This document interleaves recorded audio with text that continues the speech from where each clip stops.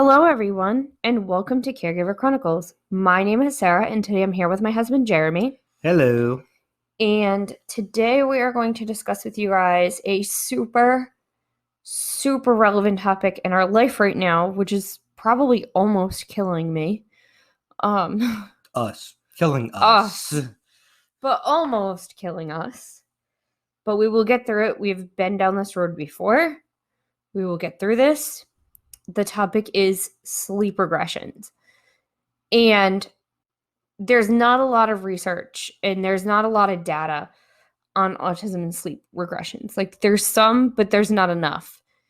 Right now, it's estimated that between 40 and 80% of children on the autism spectrum have sleeping issues and sleep difficulties.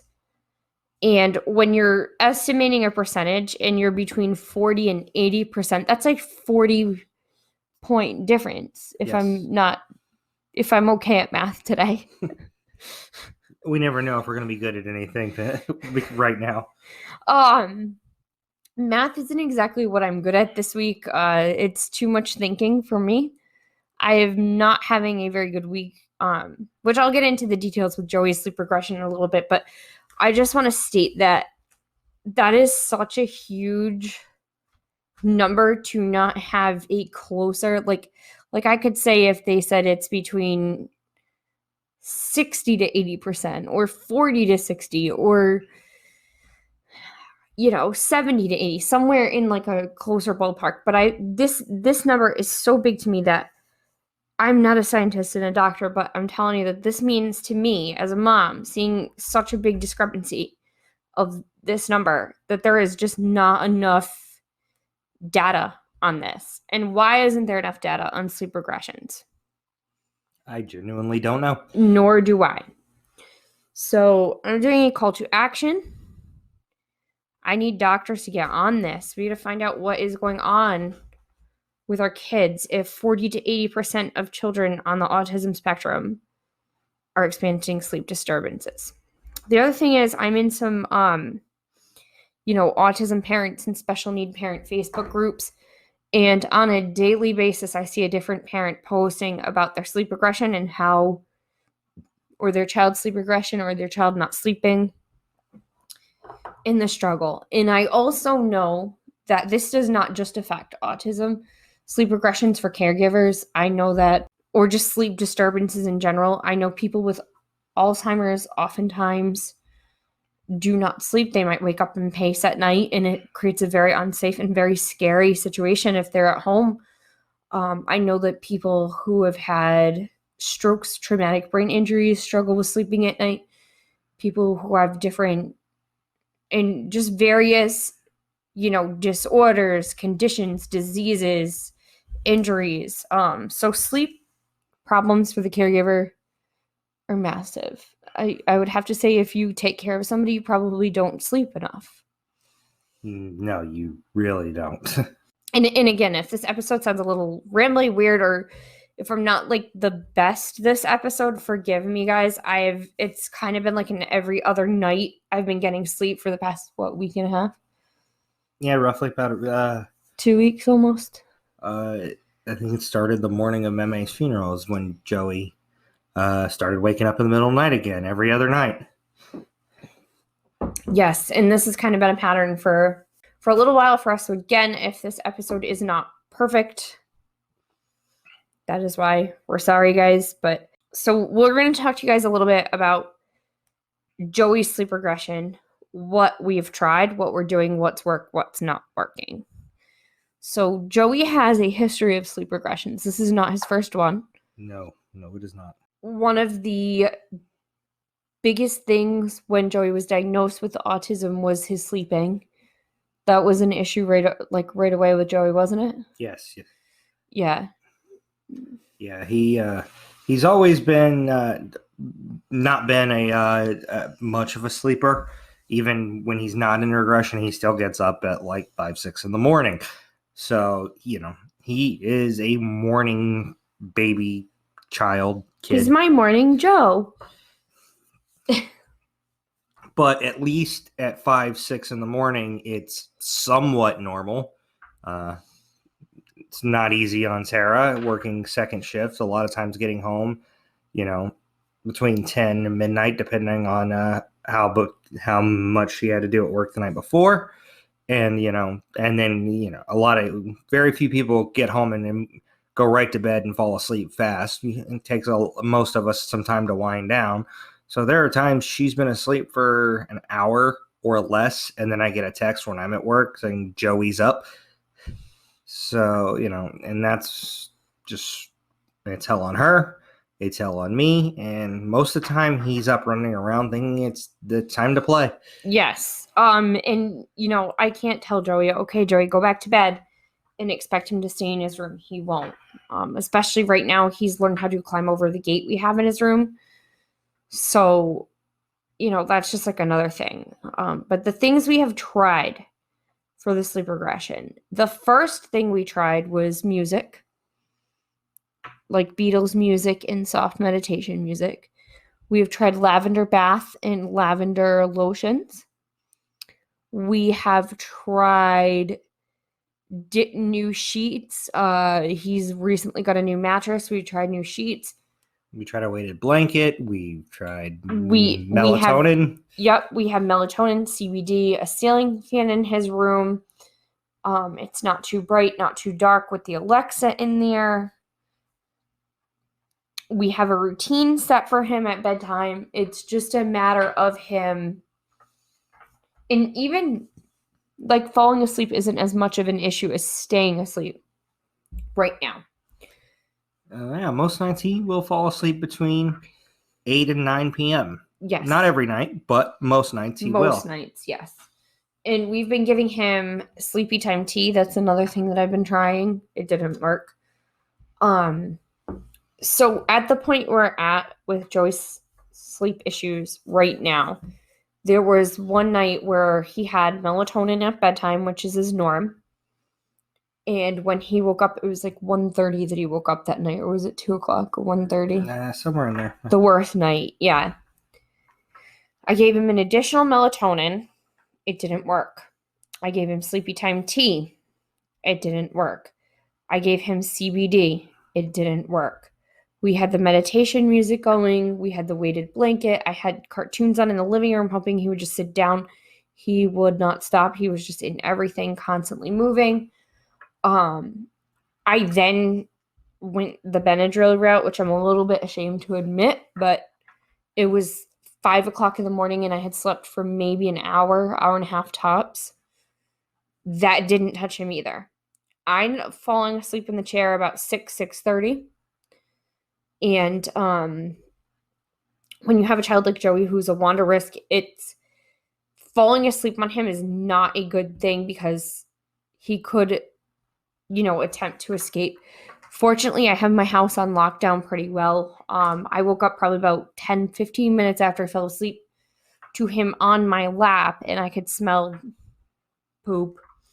He had a bowel movement. I took him to change him, and when I did, he stuck his hands right in the poop, wiped his face with it. And so then it was shower time, so I tried to get him in the shower, get him clean. He absolutely refuses showers for me. Would not get in the shower, was throwing things around. Mind you, at this point, I'm so tired. I can't even see straight.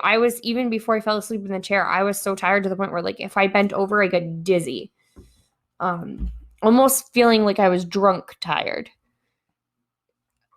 So, anyway, I had to have my 10-year-old help me in the bathroom with Joey, barricading the door while I hosed him down in front of the door instead of in the shower, cleaned him off and everything. And it was just like, going through that type of episode where I had to do a heavy duty, like traumatic, like fighting my child, cleaning because, he was covered in, as we say in healthcare, we say FOS, full of shit. And we mean it not figuratively. We mean it like literally he had it everywhere. Did we just get an explicit tag? Yes. Oh, sorry, guys. But we use that term in healthcare sometimes, like to describe residents who've got it all the way up their neck. And that was basically Joey. He was covered in it. So I had to wash him standing in front of the door of the bathroom because he would not get in the tub for me while I had my older son barricading the door. And the whole event itself was traumatic. Add on the fact that I had gotten 0 sleep, or in hours of sleep that night. By the time I got him situated and the bathroom cleaned, I went in the room to like change my clothes and like get my self-care, because at that point I needed to take care of myself, and I just lost it. And guys, I cried and I cried and I cried and I cried and I cried and I cried and I cried for about 3 hours. I could not stop crying. Fortunately, I did have counseling that day. Yes, I am in counseling. I am in counseling because things are hard. Things are really hard with Joey. Things are hard at my work. Things are hard in my life. So I do see somebody. I highly recommend to every single caregiver to have a counselor, have somebody to talk to. There is no shame in that whatsoever. You should be very proud of yourself if you already do. And if you don't and you're seeking someone, there's so many resources out there. Please reach out to me and I will help you find one in your community. It's so important to get help. But it was just such a desperate and hard day for me as a mom with the lack of sleep. And the sleep regression has continued on throughout the week, where he's waking up at night. He's not sleeping the whole night through. So during all this, I was at work, and Sarah was begging me to come home, and I was trying to come home, but it's summer. It's when vacations are all happening at work. We're so shorthanded that it's very difficult to get released from work early. We finally found somebody who could cover me for the last half hour of my shift, but by that point, Sarah had already been crying for a few hours. Yeah, it was hell. We've had more residents come in, so we're a little bit overwhelmed at my work right now. Not in a bad way, just in a sense of we've just had people resign. We haven't filled all the spots yet, but we'll get there. But it is hard to get time off right now. So yeah, as far as the sleeping goes, we're looking into respite care. That is what we're trying to get. We're currently filling out autism waiver, which when I get all of this figured out, I will have these resources on our website for you if you need this information. We're trying to get the autism waiver filled out to help us pay for respite care, because most respite care providers make more hourly, or at least what I make hourly. So it's a little bit of a cost thing for us too, getting that help. So anyway, but back into the sleep regressions and what you should do. So another thing we're doing right now, in addition to trying to get respite care, is we're working on getting Joey to the doctor. It is a holiday week. In the summer, it's 4th of July week. Getting into a doctor's appointment this week is not easy. Our goal is to get him into the doctor so we can rule out anything physical, which this time I don't think it is physical. Oftentimes his sleep regressions are due to some other underlying condition, like an ear infection or, a throat infection, or him just being sick with a cold. Oftentimes. But there are also times where he has sleep regressions and there's nothing that they can find physical with him, and it ends up being a major change in routine.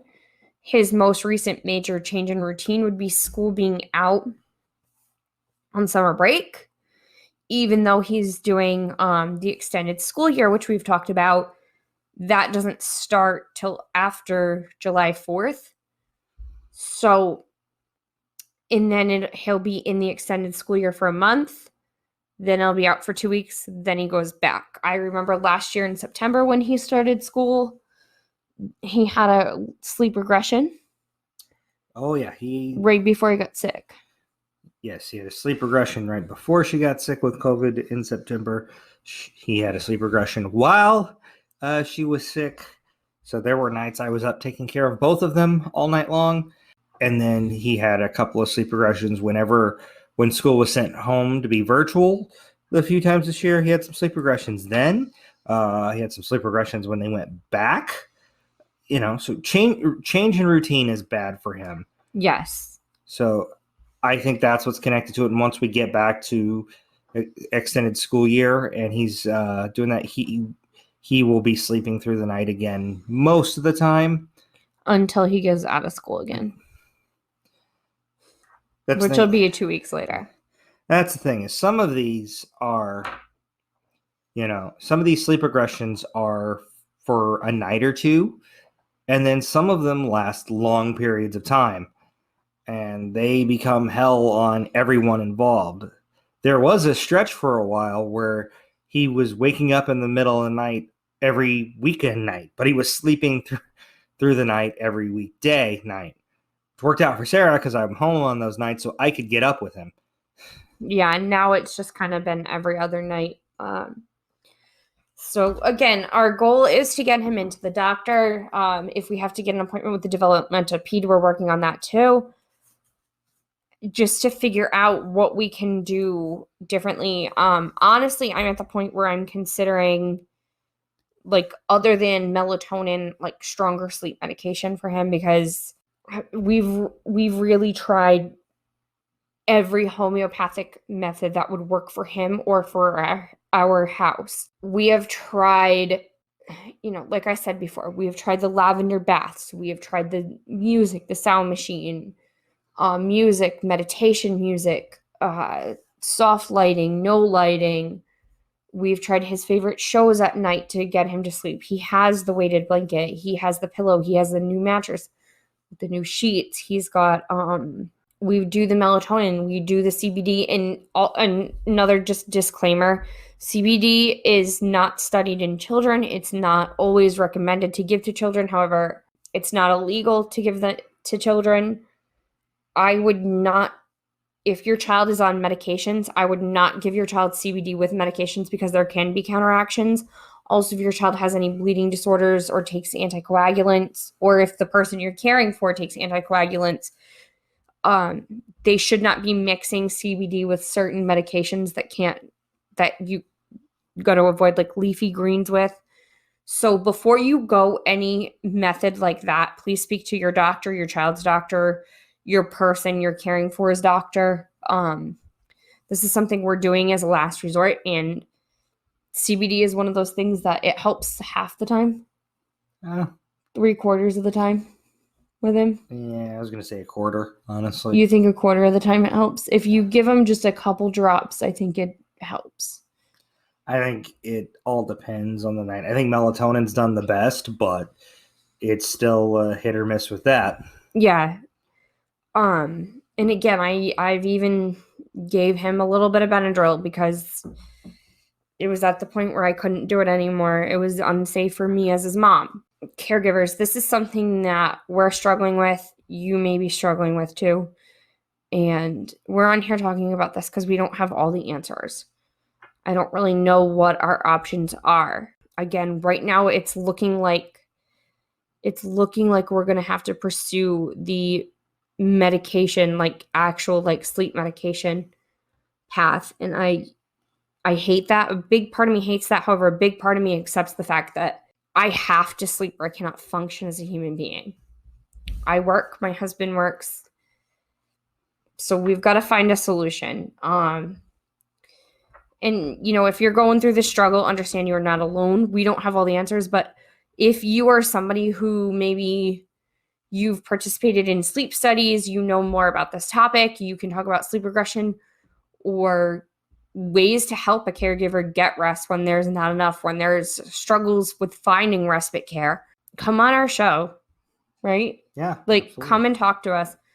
We would love to hear from you, and our audience might really need to hear what you have to say. So with that, we are going to wrap up this week's episode because I am exhausted. I'm exhausted. And you probably are too. I'm sorry that this episode isn't as lively. It's a little bit whiny. I'm sorry, guys. I am so tired.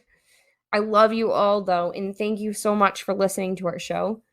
I would really appreciate it if our audience could reach out to us if you have any advice on sleep and sleep issues. If you know anybody who's going through this, share it with them. Maybe something I said in here will resonate. Maybe we can help each other out in some way.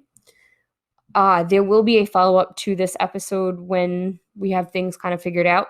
But also, I also ask that you guys, share our show with people who any of this information may resonate with. And if you could, on any platforms that support ratings, I believe Apple is one, Pandora, you can thumb us up, iHeartRadio, you can thumb us up. Please give us a rating or a review. We would love to hear your feedback on our show. Hopefully you all want to give us a thumbs up.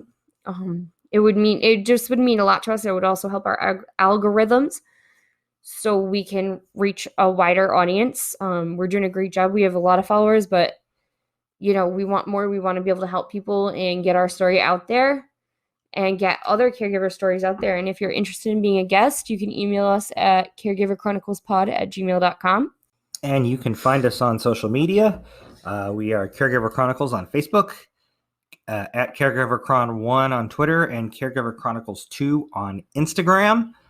You can also reach out to us through the Anchor app, and you can even ask questions. And if you do that and record it, we can play it on the podcast, and we will gladly do that if you have a question for us. Yes. And Anchor has a spot where you can donate. Yes, Anchor does have the spot you can donate if you like what we're doing and you want to support us financially. Don't feel obligated to at all, but if you do, you can donate to us through Anchor as well. Yes, you can subscribe for 99 cents a month. So that's cheaper than a lot of other things. It's cheaper than everything. That's the cheapest thing. But no, if you want to support our podcast, there's so many ways to do it. If you don't have 99 cents a month to spare, and I know a lot of people don't, we don't judge you for that. Just share our show, like us, give us a thumbs up, or say hey. And we'd love to have you all on, anybody who wants to come on, we'd love to have you on as a guest. We'll see you next week. Bye.